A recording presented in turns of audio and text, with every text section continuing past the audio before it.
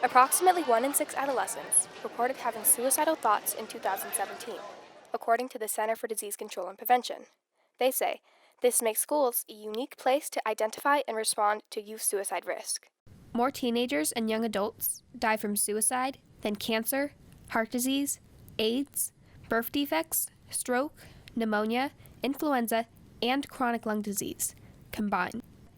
Our Southern California community of Rancho Cucamonga was shaken by 4 youth suicides at the beginning of the school year.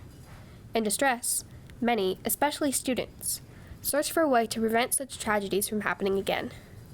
But mostly, we searched for a proven suicide prevention program that would work for us as youth. Our research led us to Sources of Strength. Sources of Strength is a peer-led suicide prevention program recommended by the Substance Abuse and Mental Health Services Administration, based on research and expert opinion.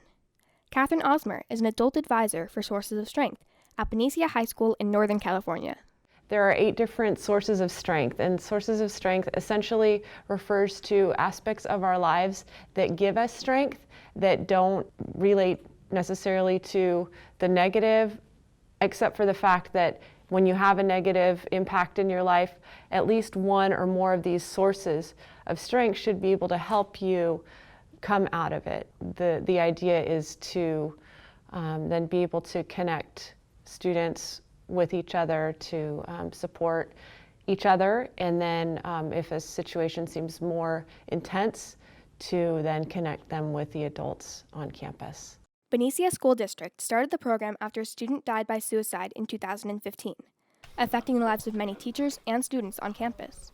Peer leaders are recommended by teachers and counselors as good listeners or as leaders, or they're even recommended because they might benefit from being a part of the positive and caring group.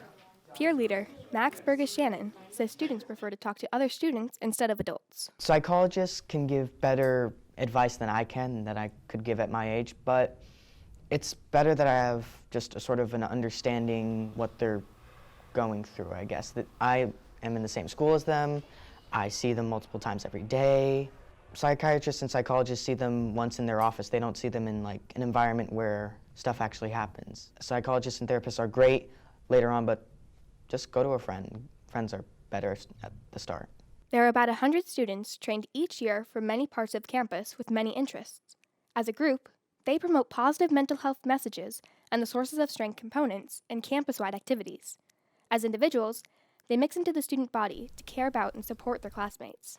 This is peer leader Jacob Honig. I think the main thing that Sources of Strength has taught me in terms of communicating with other students is being bold.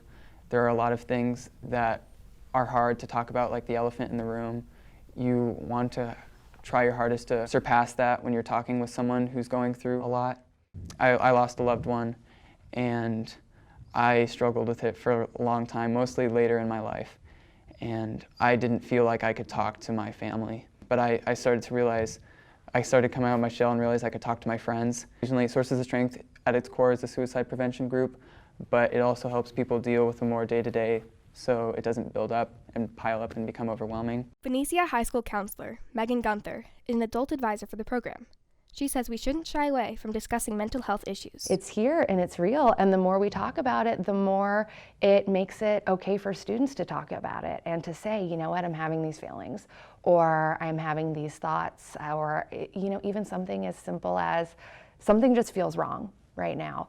This is Chloe McCarron, reporting for PBS NewsHour Student Reporting Labs.